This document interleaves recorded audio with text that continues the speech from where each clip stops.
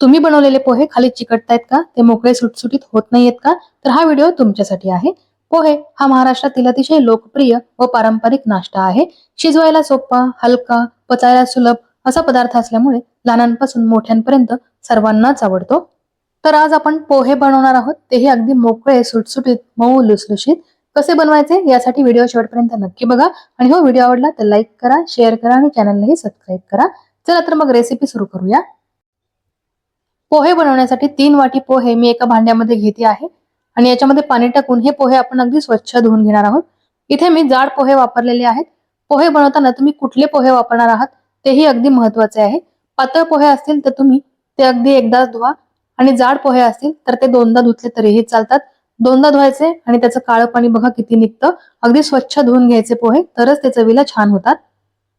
पोहे बनवताना मी नेहमी जाडच पोहे वापरते, पातळ पोहे वापरत नाही. पातळ पोहे जास्त वेळा धुता येत नाही, ते फक्त एकदाच धुवावे लागतात. जाड पोहे इथे मी दोनदा धुवून घेतलेले आहेत, त्यामुळे ते मऊ सुद्धा होतात.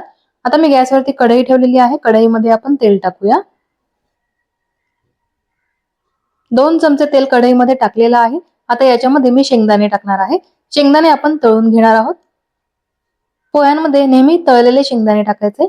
मऊसूत पोह्यांबरोबर कुरकुरीत शेंगदाणा खाल्ला ना की अगदी छान लागतो. त्याच्यामुळे पोहे करताना शेंगदाणे नेहमी तळूनच घ्यायचे. सगळ्यात आधी शेंगदाणे तळून घेऊया आणि ते आपण तळल्यानंतर पोह्यांवरती काढून घेणार आहोत. बघा शेंगदाणे तळून झालेले आहेत. ते जास्त जाळायचे पण नाहीयेत आणि कच्चेही ठेवायचे नाही. अगदी कुरकुरीत असे तळून घ्यायचे. बरेच जण कांदा वगैरे परततानाच शेंगदाणे त्याच्यामध्ये टाकतात. त्यामुळे शेंगदाणे नीट भाजले जात नाही, ते कच्चेच राहतात आणि खातानाही चांगले लागत नाही. म्हणून सर्वात आधी आपण शेंगदाणे तळून घेतलेले आहेत, ते पोह्यांवरती काढून घेतलेले आहेत. म्हणजे शेंगदाण्याचे तेलही पोह्यांमध्ये जाईल. आता तेलामध्ये मी 1 चमचाभर मोहरी टाकलेली आहे. जिरे सुद्धा टाकूया आणि कढीपत्ताही टाकणार आहे मी. मोहरी छान तडतडू द्यायची, त्याच्यानंतरच त्याच्यामध्ये जिरे टाकायचे. मोहरी कच्ची राहिली तर ती कडू लागते, त्याच्यामुळे मोहरी चांगली तडतडू द्यायची. हिरवी मिरची टाकलेली आहे, कढीपत्ता सुद्धा टाकलेला आहे आणि ही फोडणी छान तडतडली की आपण याच्यामध्ये कांदा टाकूया. एक मोठ्या साईजचा कांदा मी बारीक कट करून घेतलेला आहे, तो टाकलेला आहे. आता तेलामध्ये हा कांदा छान परतून घेऊया. हा कांदा आपण फक्त कलर बदलेपर्यंतच परतून घेणार आहोत. फार जास्त जाळायचा नाही किंवा कच्चाही ठेवायचा नाही, फक्त शिजेपर्यंत आपण हा परतून घेणार आहोत. कांदा छान शिजण्यासाठी आपण याच्यामध्ये थोडंसं मीठ टाकणार आहोत. चवीनुसार मीठ मी घेतलेलं आहे, ते आपण पोह्यांमध्ये सुद्धा टाकणार आहोत आणि अगदी थोडंसं मीठ कांद्यामध्ये टाकणार आहोत. सगळं मीठ कांद्यामध्ये टाकलं तर कांदा खूप खारट होईल, म्हणून मी थोडंसंच मीठ कांद्यामध्ये टाकलेलं आहे. याच्यामुळे काय होईल, कांदा अगदी छान शिजेल, रसरशीत लागेल खायला. म्हणून मी थोडंसं मीठ कांद्यामध्ये टाकते, म्हणजे कांदा चांगला शिजून निघतो आणि तो खातानाही छान लागतो. कांदा परततानाच आठवलं, आपण पोह्यांमध्ये साखर टाकली नाही. पोह्यांमध्ये अगदी थोडीशी साखर टाकायची. आपण लिंबाचा रसही याच्यामध्ये टाकतो. ती चव बॅलन्स होण्यासाठी अगदी थोडीशी साखर मी टाकलेली आहे. 5-6 दाणे साखरेचे टाकलेले आहेत, ते आपण पोह्यांमध्ये चांगले मिक्स करूया. पोहे भिजवल्यानंतरच त्याच्यामध्ये साखर टाकायची. पोहे तयार करताना साखर टाकायची नाही, नाहीतर साखर गरम होऊन ती तशीच राहते आणि खाताना कचकच लागते. म्हणून एक वेळेस मीठ नंतर टाकलं तरी चालेल, पण साखर तुम्ही पोहे भिजवल्यावरच टाका, नंतर टाकू नका. कांदा चांगला परतून झाल्यानंतर आपण याच्यामध्ये हळद टाकायची आहे. चिमूटभर हळद टाकल्यानंतर आपण ही थोडा वेळ परतून घेऊया आणि नंतर याच्यामध्ये भिजवलेले पोहे टाकायचे आहेत. जास्तही परतायची नाही हळद, नाहीतर त्याचा कलर लगेचच बदलतो.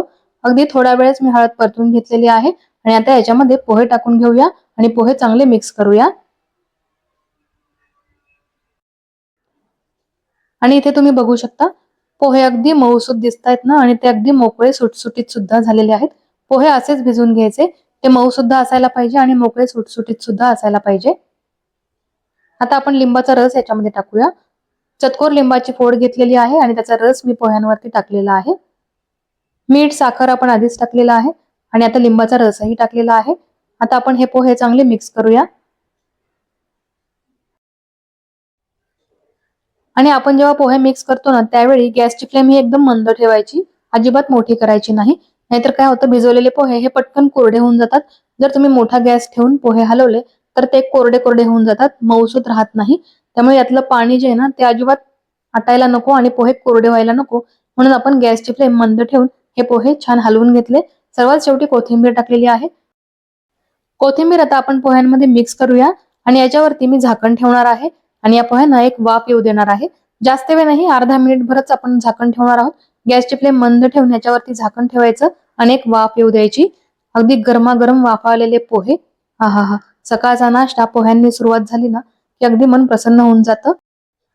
कारण पोहे हे आरोग्यासाठी फायदेशीर आहेत. ते लवकर पचतात, ऊर्जाही देतात आणि पोट हलके ठेवतात. कमी तेलात तयार होणारा हा पदार्थ आरोग्याची काळजी घेणाऱ्यांसाठी अगदी उत्तम आहे. आणि शिवाय पोहे अतिशय पौष्टिकही आहे. त्यात कांदा, मोहरी, कढीपत्ता, हळद, मिरची, शेंगदाणे, लिंबाचा रस टाकल्यामुळे याला छान चव आणि सुगंध येतो.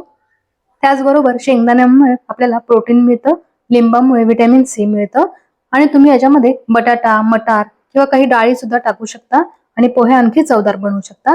वरून कोथिंबीर आणि शेव टाकली की पोह्यांचे सौंदर्य अजूनच वाढते. सणसमारंभ असो की पाहुण्यांचे स्वागत करायचं असो किंवा आपला साधा नाश्ता असो, सर्व प्रसंगी पोहे हे अगदी उपयोगी पडतात. त्यामुळे पोहे हा केवळ खाद्य संस्कृती नसून तो आपल्या संस्कृतीचा एक अविभाज्य भाग झालेला आहे. तर असे हे पोहे आज मी तुम्हाला करून दाखवलेले आहेत. ते कसे वाटले हे मला नक्की कमेंट करून सांगा. तुम्ही सुद्धा या पद्धतीने पोहे बनवा.